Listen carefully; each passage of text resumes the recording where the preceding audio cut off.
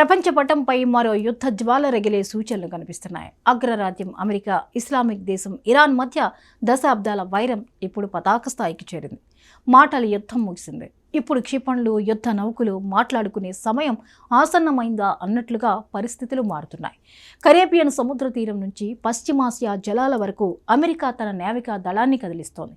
భారీ యుద్ధ నౌకలు ఇరాన్ దిశగా దూసుకుపోతుండటంతో ప్రపంచ దేశాలు ఉత్కంఠతో ఊపిరి బిగబడుతున్నాయి. అసలు అమెరికా వ్యూహం ఏంటి? ఇరాన్ ఎదురుదాడికి సిద్ధమవుతోందా? ఈ సముద్ర యుద్ధ సన్నాహాల వెనుక ఉన్న అసలు కథ ఏంటో చూద్దాం. అగ్రరాజ్యం అమెరికా సైనిక కదలికలు ఇప్పుడు ప్రపంచాన్ని వణికిస్తున్నాయి. ఇరాన్పై ఒత్తిడిని క్లైమాక్స్కు తీసుకువెళ్లేందుకు వాషింగ్టన్ తన అమ్ముల పొదిలోని బ్రహ్మాస్త్రాలను బయటకు తీస్తోంది.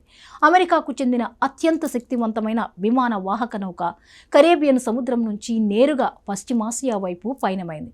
ఇది కేవలం సాధారణ పర్యవేక్షణ కాదని, ఇరాన్ గొంతు దగ్గర కత్తి పెట్టడమేనని రక్షణ నిపుణులు విశ్లేషిస్తున్నారు. మే మొదటి వారం కల్లా ఈ భారీ నౌక ఇరాన్ సరిహద్దు జలాల్లోకి ప్రవేశించనుంది.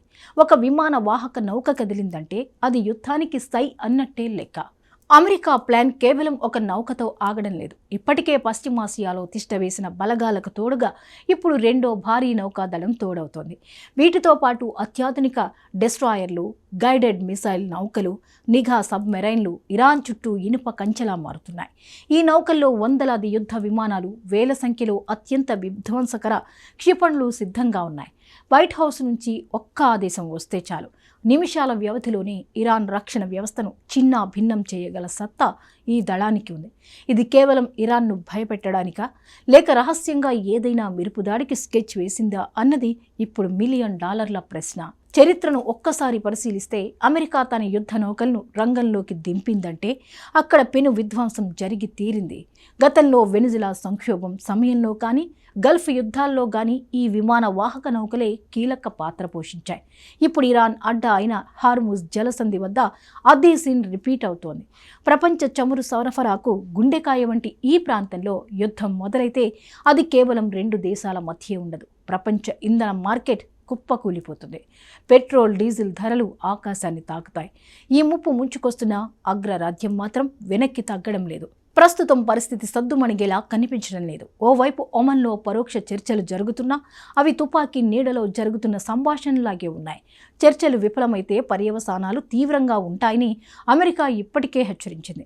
అటు ఇరాన్ కూడా తగ్గడం లేదు. అమెరికా కదలికలను ముమ్మాటికి కయ్యానికి కాలు దువ్వడమేనని మండిపడుతోంది. తమ గడ్డపైకి ఎవరైనా అడుగు పెడితే ఆ సముద్రమే వారికి సమాధి అవుతుందని హెచ్చరిస్తోంది.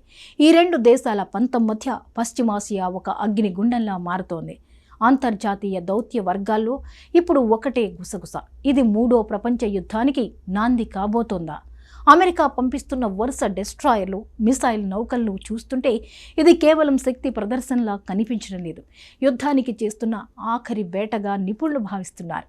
మరోవైపు రష్యా, చైనా వంటి దేశాల స్పందన ఎలా ఉండబోతోంది అన్నది కూడా ఆసక్తికరంగా మారింది. అమెరికా నౌకలు ఇరాన్ జలాల్లోకి చేరగానే అసలు క్లైమాక్స్ మొదలయ్యే అవకాశం ఉంది. అప్పటి వరకు ఈ టెన్షన్ ప్రపంచాన్ని వెంటాడుతూనే ఉంటుంది. అమెరికా యుద్ధ నౌకల ప్రయాణం, ఇరాన్ ఎదురుదాడి హెచ్చరికలు, చర్చల్లో అస్పష్టత ఇవన్నీ చూస్తుంటే పశ్చిమాసియాలో ఏ క్షణమైనా తుఫాన్ చెలరేగేలా ఉంది.